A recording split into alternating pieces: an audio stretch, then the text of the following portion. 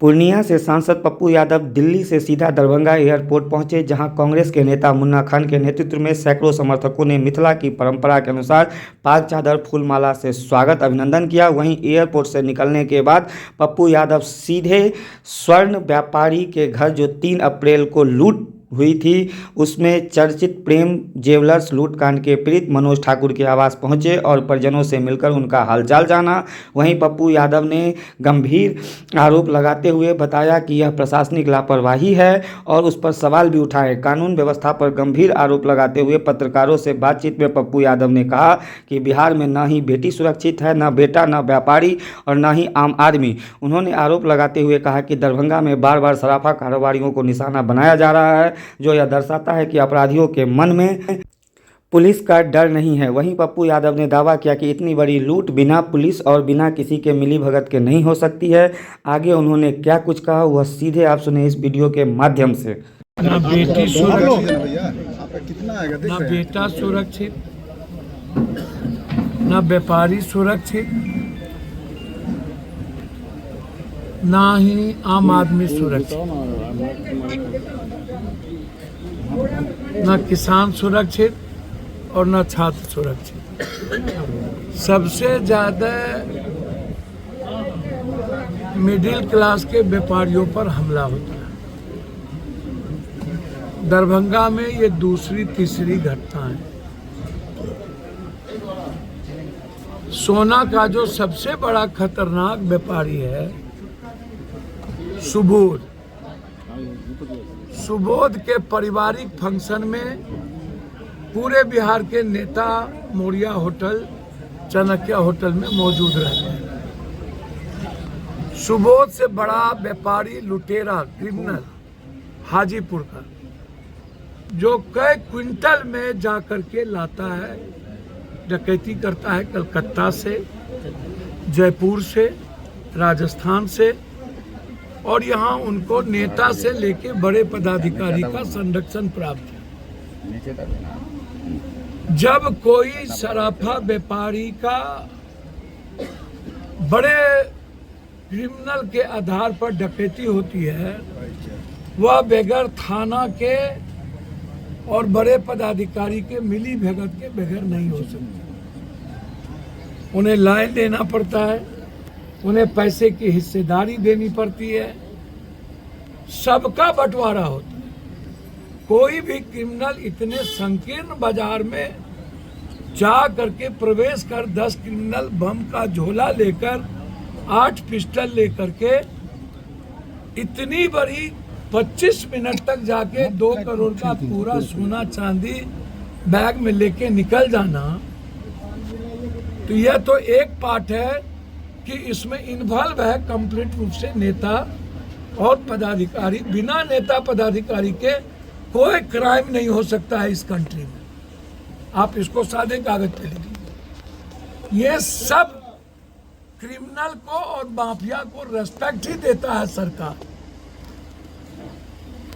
समाज तो देता ही है जाति के आधार पर।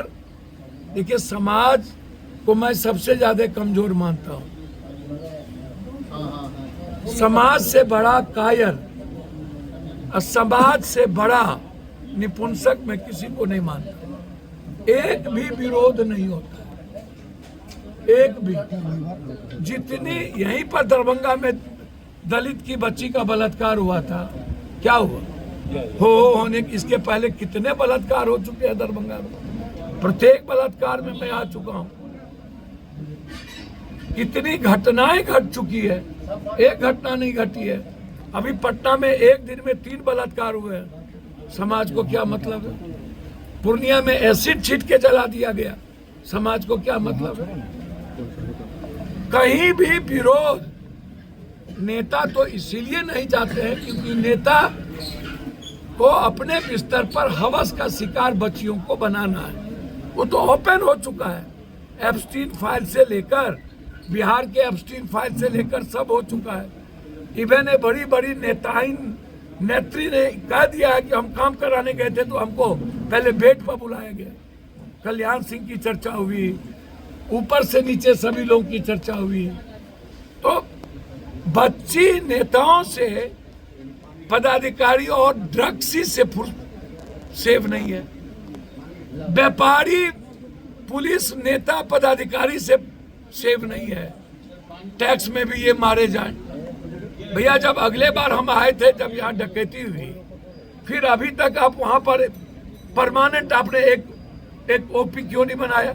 सराफत वहां पर आप एक एक्सटेंशन कर देते, वहां एक पुलिस चौकी बना देते। आप एक पुलिस चौकी क्यों नहीं बनाए?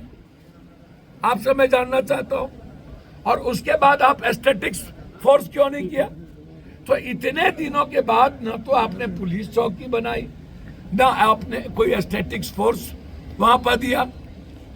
अब हाजीपुर की भी यही स्थिति है।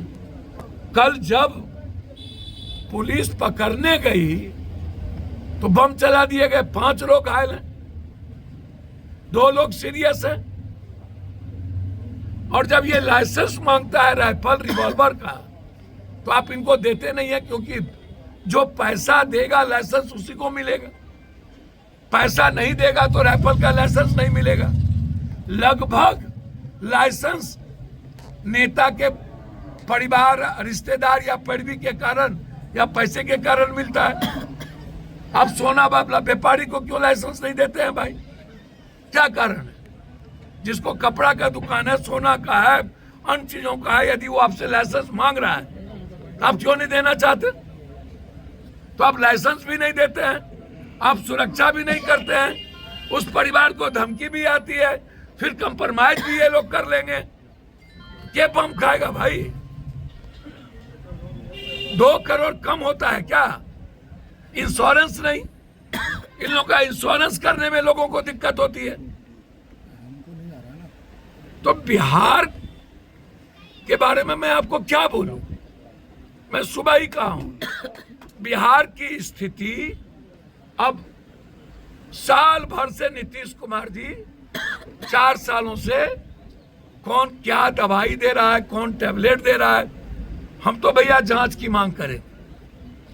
एक मुख्यमंत्री और प्रधानमंत्री 5 साल से बीमार हो और दुनिया में वो कभी इलाज के लिए एक बार विदेश गया, उसके बाद आज तक कोई बीमारी का इलाज नहीं होना, कोई बड़ा डॉक्टर इलाज नहीं करना, पूरा वर्ल्ड का पैसा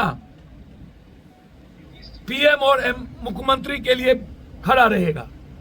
क्या कारण है कि नीतीश कुमार जी की बीमारी का इलाज नहीं हुआ? यादाश्त जाने वाली बीमारी भी नीतीश का हो सकता है, लेकिन वो भी नहीं हुआ। तो 4 साल से तो आप वैसे ही बिहार पड़ा हुआ है पंगु। तो ये भी अब देखिए, ये तो अब गहरी साजिश दिख रही है। नीतीश कुमार जी को 10 मिनट पहले 10 बजे ऐसी कौन सी जरूरत पड़ गई कि जदयू का मेंबर हरिवंश बाबू को राज्यसभा का मेंबर बना दिया भाई, और नीतीश कुमार गए उसके बाद वोट करवा दिया। अब तो दिख रही है साजिश नीतीश को खत्म करने में। आज से प्लान नहीं है, पहले से प्लान है कि पहले इसको फिनिश करो। दरभंगा में पूरा बिहार की बेटी सुरक्षित नहीं है, बलात्कार है, घटना घट रही है।